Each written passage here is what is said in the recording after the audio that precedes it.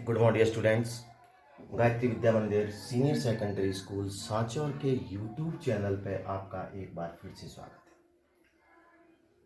हम यहाँ पे सब्जेक्ट इंग्लिश क्लास 12th का जो आपका राइटिंग पार्ट है उसमें भी एक टॉपिक आपका जो कि रिपोर्ट राइटिंग है हम उसको डिस्कस कर रहे हैं। ओके, रिपोर्ट राइटिंग जिसके बारे में मैंने पहले 2 वीडियो अपलोड किए हैं, जिसमें आपको पहले बताया था कि मैक्सिमम जो मार्क्स हैं वो इसके लिए आपको 7 मिलते हैं और इसके लिए आपको जो वर्ड लिमिट है, जितना शब्दों का ध्यान रखना है, आपको कितने शब्द लिखने हैं, वो है आपके 100। ठीक है, इसमें इससे पहले आपको बताया था कि आपको रिपोर्ट जो भी लिखनी है वो 3rd पर्सन में लिखनी है और टेंस जो आपको रखना है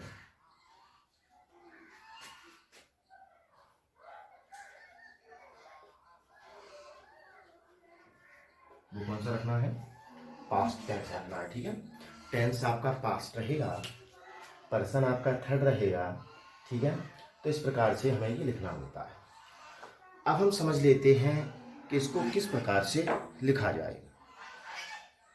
तो देखें, सबसे पहले जब भी हम कोई रिपोर्ट लिखते हैं तो सबसे पहले माना कि ये आपका पेज है। ठीक है, ये जैसे आपका पेज है। ठीक है, इस पेज पे आप सबसे पहले यहाँ पे जो भी आपका शीर्षक होगा रिपोर्ट का जो भी शीर्षक होगा उस शीर्षक को आप यहाँ पे लिख देंगे। ठीक है ना, सबसे ऊपर पेज पे, और कहाँ पे लिखेंगे, बीच में। ठीक है, हैंड राइटिंग आपकी, क्योंकि राइटिंग पार्ट है, राइटिंग ये कंपोजिशन है, एक क्रिएटिविटी होनी चाहिए इसमें, ये रचनात्मक कार्य है। तो रचनात्मक कार्य से कहने का तात्पर्य, जैसा कि पहले से कई बार मैं कहता आया हूँ, कि उसके लिए आप ये कर सकते हो कि आपने पैराग्राफ चेंज किया है तो सही तरीके से लिखा है या नहीं, आपकी हैंड राइटिंग जो है वो अच्छी है या नहीं। हैंड राइटिंग का ध्यान रखना है हमें, हमारा जो सेंटेंस फॉर्मेशन है वो बेहतर हुआ कि नहीं, हमारे कहीं स्पेलिंग मिस्टेक तो नहीं है। तो उन चीज़ों का ध्यान रखना है, अच्छे शब्दों का यूज़ करना है। ऐसा नहीं है कि बार बार कोई शब्द बार बार रिपीट हो रहा है, इसका भी ध्यान रखना है कि एक शब्द आपने जो यूज किया फिर दूसरी बार कर दिया, तीसरी, चौथी, पांचवी, पांच बार एक ही शब्द यूज हुआ है, ये नहीं, ये एक अच्छी राइटिंग का एक साइन नहीं है। आपको चाहिए कि एक शब्द आप अगर किसी के लिए पर्टिकुलर यूज कर चुके हैं तो कोशिश करें कि उसका जो सिनोनिम्स है, उसका जो दूसरा शब्द है, जो पर्यायवाची है, वो दूसरा शब्द आप अगले सेंटेंस के लिए प्रयोग करें। ठीक है, बार बार अगर एक ही शब्द आ रहा है आपका हिंदी में तो आप कोशिश करें कि अंग्रेजी में उसको बदलें। ठीक है, आप अपने लिखने का तरीका, आपके सेंटेंस को बदलें, प्रीपोजिशन का यूज़ करते हुए आप जो भी आपके कंजक्शन होते हैं उनका यूज़ करते हुए उसको बदलने का प्रयास करें। तो सबसे पहले आपको अच्छी हैंड राइटिंग में आपकी सबसे पेज पे ऊपर बीच में हेडिंग, जो टाइटल है, जो शीर्षक है, आपको वो लिखना है। ठीक है, और वहाँ दिया होगा, मैं कह दूँ, as you are Ram the student of class 12th write a report on annual function, ठीक है, which was celebrated in your school yesterday। यानी आपके विद्यालय में जो कल एनुअल फंक्शन सेलिब्रेट किया गया उसके ऊपर आप एक रिपोर्ट लिखें। तो इसका मतलब आपका जो शीर्षक हो गया वो हो गया एनुअल फंक्शन। ओके, अच्छा, यहाँ पे आप डालेंगे अच्छी हैंड राइटिंग में बाई, क्या लिखेंगे, बाई मीन्स के द्वारा।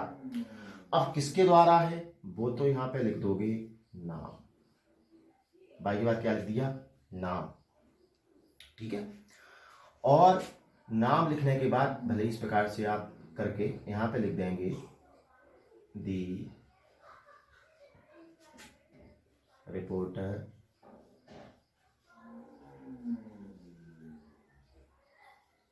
ऑफ, और रिपोर्टर किसका है तो इसके लिए एक अखबार का नाम तो होगा ही, और नहीं होगा तो आप लिख देंगे, इसमें कोई दिक्कत की बात भी नहीं है, ये कोई आपके लिए बड़ा काम या कठिन काम भी नहीं है। तो यहाँ पे आप क्या लिख दोगे, द रिपोर्टर ऑफ, और लिख दिया जैसे the reporter of Dainik Bhaskar, the reporter of Rajasthan Patrika, the reporter of, अंग्रेजी का अखबार भी लिख सकते हो, इंग्लिश का टॉपिक है, सब्जेक्ट है, reporter of times of India, reporter of Hindustan times, ठीक है ना, जो भी है वो लिख दिया। एक तो पैटर्न ये हो गया, ठीक है। ये कब होगा, एज यू आर आपका नाम आ जाएगा, द रिपोर्टर ऑफ, और उसके बाद अखबार का नाम आ जाएगा, ठीक है। तो आप लिख दोगे द रिपोर्टर ऑफ अखबार का नाम, हो सकता है अखबार का नाम नहीं दिया हो, वहां पे केवल आ जाए एज यू आर आपका नाम द रिपोर्टर, ठीक है ना। और कभी कभी ऐसा होता है कि as you are Kamal the student of, तो आप ऐसी स्थिति में, क्योंकि जब भी स्कूल में कोई कार्यक्रम ऑर्गेनाइज हुआ है तो वहां पे रिपोर्टर का कम स्टूडेंट का अधिक पूछा जाता है, तो वहां पे अभी आप लिखोगे बाई, बाई के बाद लिखोगे बच्चों यहाँ पे नाम, और उसके बाद यहाँ कर दोगे दी स्टूडेंट ऑफ क्लास, और जो भी क्लास है वो लिख दोगे, जैसे आप 12th का कर रहे हो तो यहाँ कर दोगे क्लास 12th। बाई के बाद नाम, जैसे बाई राम, राम के द्वारा the student of class 12th, यानी जो कि क्लास 12th का स्टूडेंट है राम। अब आप सोच रहे ये भी लिख दिया, ये भी लिख दिया, तो आपको ये कंफ्यूजन नहीं होना है बच्चों कि आपको ये लिखना है या ये लिखना है, ये तो आपके क्वेश्चन पे डिपेंड करता है।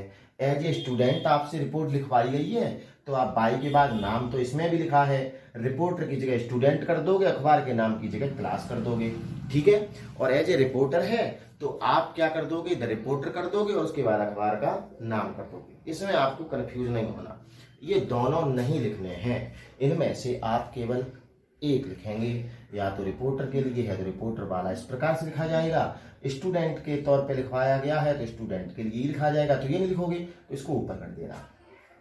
पहला काम आपका ये है, बहुत अच्छी हैंड राइटिंग में, ठीक है ना, व्यवस्थित तरीके से ये काम आपने कर दिया।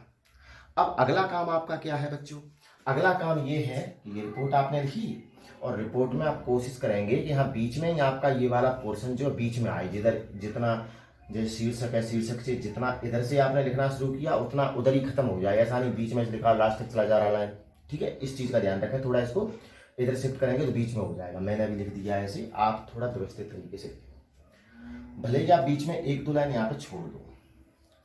अब आपकी जैसे यहाँ से आपका जो पेज शुरू हो रहा है, ठीक है, तो आप क्या करेंगे कि यहाँ पे तो आप लिखेंगे स्थान,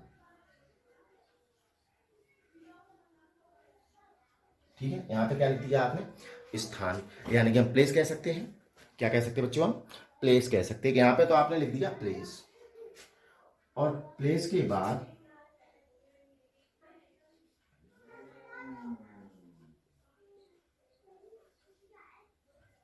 यहाँ पे लिख दिया दिनांक। अच्छा, एक और कंफ्यूजन आपका दूर कर दूं, क्या आप सोचेंगे कि सर ये दिनांक कौन सी है, जिस दिन कार्यक्रम हुआ उस दिन की दिनांक है, या जिस दिन हम रिपोर्ट को लिख रहे हैं उस दिन की दिनांक है। तो बच्चों ये दिनांक उस दिन की है जिस दिन आप उस रिपोर्ट को लिख रहे हैं। आज लिख रहा हूं ना मैं, तो आज की डेट होगी, कार्यक्रम भले ही कल हुआ है लेकिन डेट आपकी कब की होगी, आज की होगी।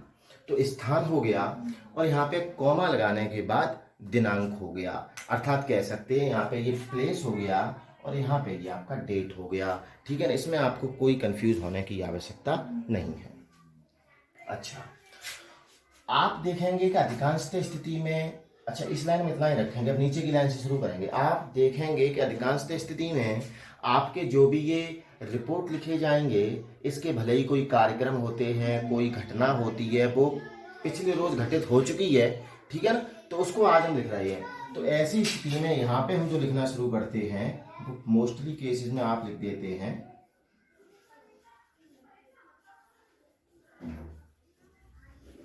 क्या लिख देते हैं, यस्टरडे, ठीक है।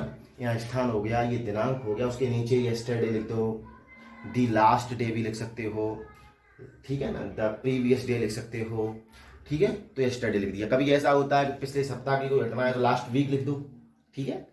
मान लो कोई टूर्नामेंट ऑर्गेनाइज हुआ जो एक दिन में तो पूरा नहीं हुआ होगा, तो लास्ट वीक कर सकते हैं, पिछले सप्ताह टूर्नामेंट हुआ, 2-3 दिन चला, ब्लड डोनेशन कैंप है, फ्री आई ऑपरेशन कैंप है, इस प्रकार की चीज है, ठीक है ना, ये लिख दिया। अब यहाँ पे क्या लिख दो, यस्टरडे,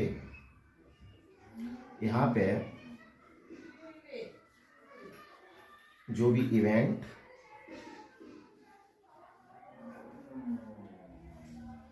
या इवेंट से तात्पर्य फंक्शन है कि जो इवेंट है या जो फंक्शन है उसका क्या लिखो बच्चों, नाम। तो यही आ जाएगा ना शीर्षक। क्या आ जाएगा, ऐसे भी कह सकते हो, इसके स्थान पे क्या हो जाएगा, ये शीर्षक ही हो जाएगा। वही इवेंट का नाम है और वही आपका शीर्षक है। तो शीर्षक कर दो। मान लो ऊपर ब्लड डोनेशन कैंप होता तो उस इवेंट का, उसका फंक्शन का, कार्यक्रम का नाम लिखते तो भी हो जाता ब्लड डोनेशन कैंप। इसका मतलब यहाँ पे क्या आ गया, वो शीर्षक आ गया। वो लिख दो,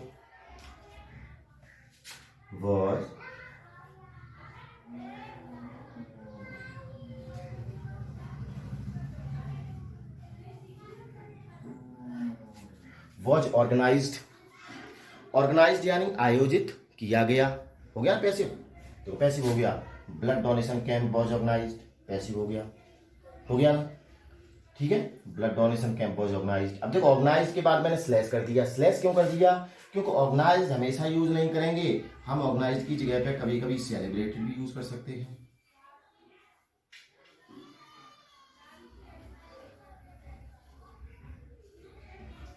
सेलिब्रेटेड, ठीक है, CELEBRATED, सेलिब्रेटेड। सेलिब्रेटेड यानी मनाना। मान लो कोई ब्लड डोनेशन कैंप है, वो तो ऑर्गेनाइज होगा, लेकिन मैं कह दूं गांधी जयंती, मैं कह दूं इंडिपेंडेंस डे, मैं कह दूंगा आपका चिल्ड्रंस डे, तो ये कुछ चीज़ें ऐसी हैं जिनको आप, टीचर्स डे, जिनको आप ऑर्गेनाइज नहीं करते, सेलिब्रेट करते हैं, तो हो जाएगा फंक्शन का नाम या शीर्षक वॉज ऑर्गेनाइज्ड, या फिर हो जाएगा सेलिब्रेटेड बाय।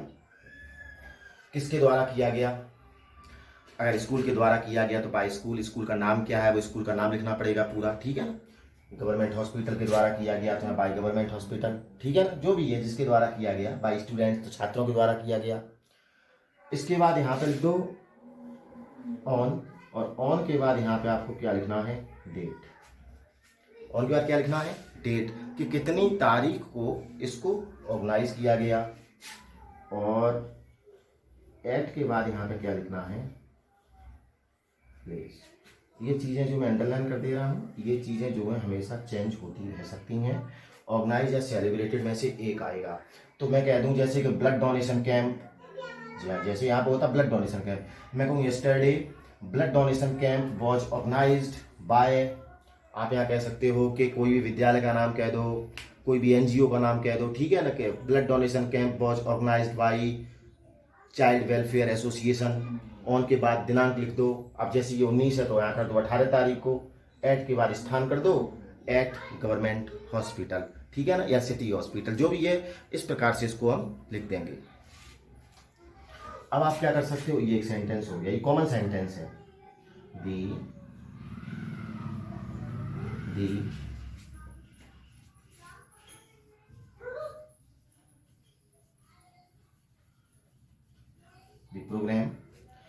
प्रोग्राम है, प्रोग्राम का प्रयोग नहीं करो तो आप फंक्शन भी कर सकते हो।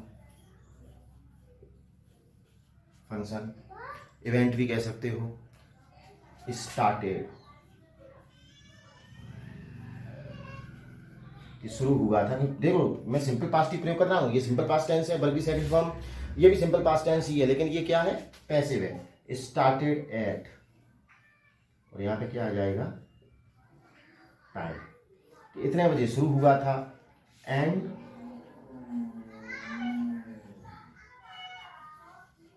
लास्ट यानी होता चलना, और लास्टेड भी सेकंड फॉर्म है। लास्टेड यानी चला था, टिल यानी तक, और तक के बाद फिर से यहाँ पे टाइम आ जाएगा। समझ रहे हो, the function started at 9 AM and lasted till 5 PM, कि 9 बजे शुरू हुआ था और 5 बजे तक चलता था, ठीक है ना। ये भी आपका कॉमन सेंटेंस है, कोई दिक्कत नहीं है। आप लिख सकते हैं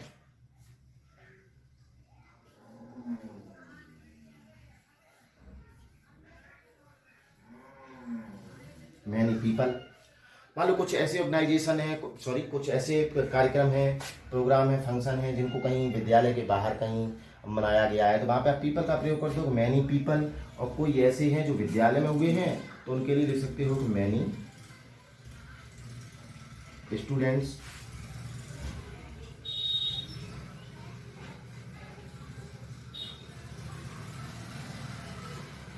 पार्टिसिपेटेड, सेकंड फॉर्म में देखिए, इन इट, ठीक है ना। मैनी पीपल या many students participated in it, यानी बहुत से लोगों ने या कह सकते हो कि बहुत से छात्रों ने इस फंक्शन में, इस कार्यक्रम में हिस्सा लिया था। तो ये हो गया। आप इसमें जैसे कुछ सेंटेंस और भी जोड़ सकते हो। जैसे कोई फंक्शन है ना, बहुत से प्रोग्राम ऐसे होते हैं, एनुअल फंक्शन है, इंडिपेंडेंस डे है, आपका प्लांटेशन प्रोग्राम है आपका, ठीक है। इनमें क्या होता है, कभी चीफ गेस्ट भी होते हैं। तो आप लिख सकते हो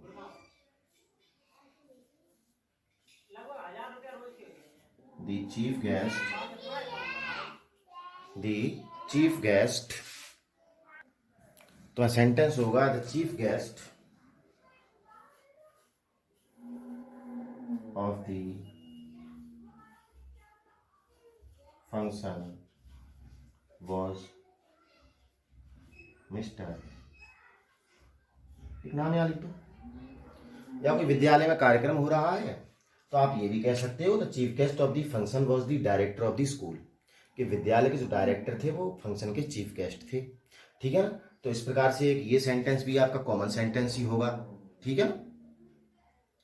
और इसके साथ साथ आप जो हैं और भी सेंटेंस को यहाँ ऐड कर सकते हैं, ठीक है ना। जो कॉमन सेंटेंस आपको लगे कि हाँ ये बेहतर है, ये मतलब इस प्रकार का कोई कार्यक्रम है, इस प्रकार की रिपोर्ट है कि जिसमें ये वाला सेंटेंस आपका बिल्कुल उपयुक्त है, अप्रोप्रिएट है, तो आप उसको लिख दें, ठीक है ना। ये ध्यान रखें, ऐसा नहीं है कि हर एक सेंटेंस में, हर एक रिपोर्ट में आप इस प्रकार का लिखते चले जा रहे हैं कि बैंक रॉबरी आ गई है और बैंक रॉबरी आप कह रहे हैं कि बैंक रॉबरी को ऑर्गेनाइज किया गया, कि सेलिब्रेट किया गया, उसके चीफ गेस्ट ये थे कि इतने लोगों ने उसमें पार्टिसिपेट किया, इतने छात्रों ने भाग लिया, तो वहां पे आपकी रिपोर्ट गलत हो जाएगी।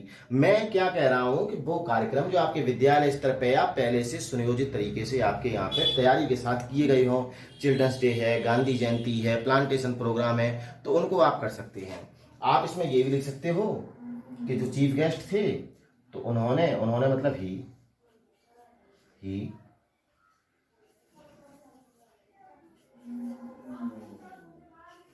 डिलीवर्ड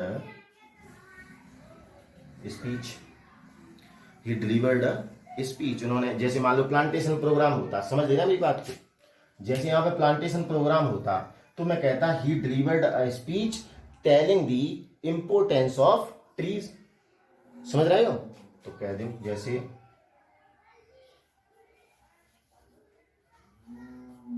टेलिंग दी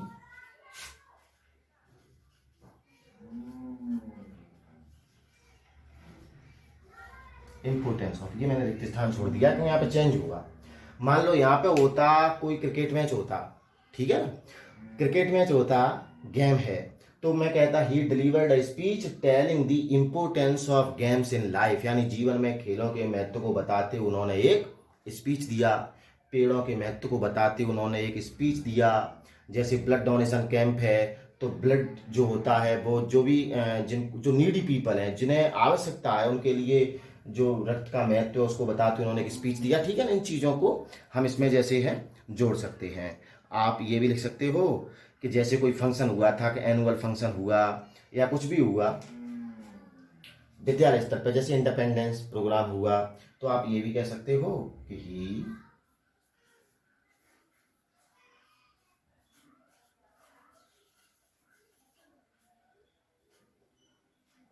क्या आप लिख सकते हो कि ही एप्रिसिएटेड दी